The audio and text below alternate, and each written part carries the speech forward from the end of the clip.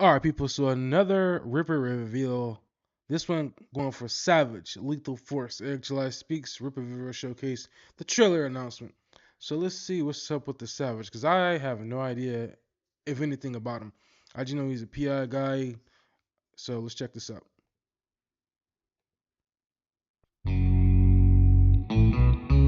I'd already looked it over. I have a lead, but I like to look my clients in the eyes. William Scotcher, Chief Operations Officer of Britford Trucking. They are being targeted. Tens of millions of dollars worth of goods have been intercepted. They only deal with high-value loads, and this has to lower trust with the other companies. The inventory is all over the place. Either they're targeting Britford, or they're just opportunistic vandals. It must be the former. They're too bold. So, who has the most to gain? A competitor. Very few companies handle luxury goods. It just so happens that Flores Park Logistics had to downsize a few years ago. The first time ever. Why don't we pay them a visit?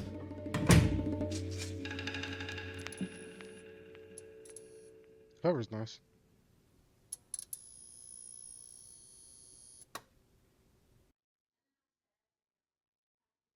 Man, issue number one of the Ripazine was something else because we didn't know how well the Ripazines were going to do. It was one of those things that we wanted to find a place to really test the market out for some characters instead of committing to these long form books. And you never know, you put something out just because you've been successful in the past does not mean that people are going to want this new character. So when we released it first, we all were a little antsy because you never know with those types of things. I am a nerd for a lot of old detective stuff, crime noir things, and it was fun to write Salvage because people got to see that kind of side of me. It is a completely different story in comparison to something like Isom, for example. They're two completely different characters altogether, and the general style or genre that they fit in is completely different. So people kind of got to see through these private investigator stories that side of me.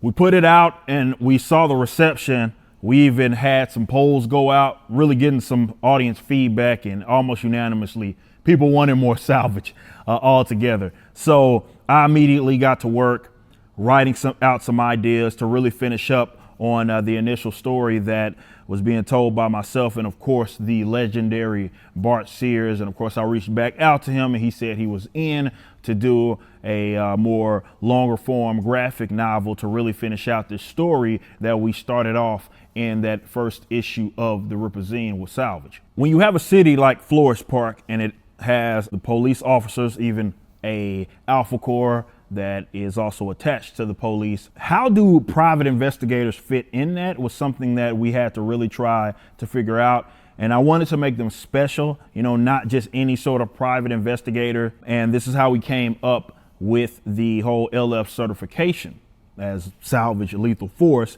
which is what this upcoming graphic novel is going to be. That's what that LF stands for. And it's a special certification that only few people in Flores Park even have, Salvage being one of them. So it was our way to really kind of not just make it special to him, but also get the mind jogging as, okay, so you have this private investigator in Flores Park with this special certification. What about the others?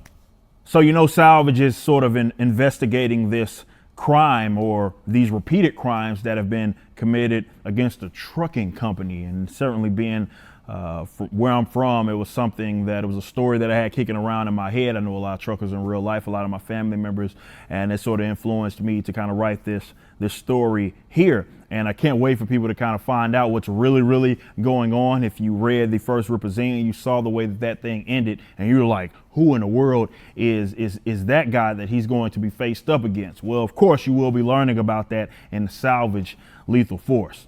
I didn't know initially, as I was creating the character, if I wanted to give him like a superpower, because I really wanted him to be like this character that people could easily relate to. And that's not to say that characters with powers folks can't relate to, they obviously can. But I wanted him to be a person that people could find really, really believable. So we attached this superpower, if you will, which he has this abnormal hearing. And you can imagine, certainly as a detective, when he goes around snooping around as an investigator, well, that can be a very, very useful thing. And that's why I explain the powers. And when you read up on this next story, you're going to really get it. I feel like we did it in a creative way. It's not just a guy with super hearing by any means, but you saw a little bit of that play out. And I'm really, really, really, really excited for you guys to read the upcoming Salvage Lethal Force book by myself and the legendary Bart Sears.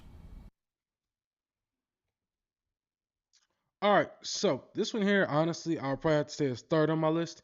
I didn't even read the Ripazine because I didn't get it, but this one's definitely third on my list as far as this character and just wanting to know more about him. Sounds interesting.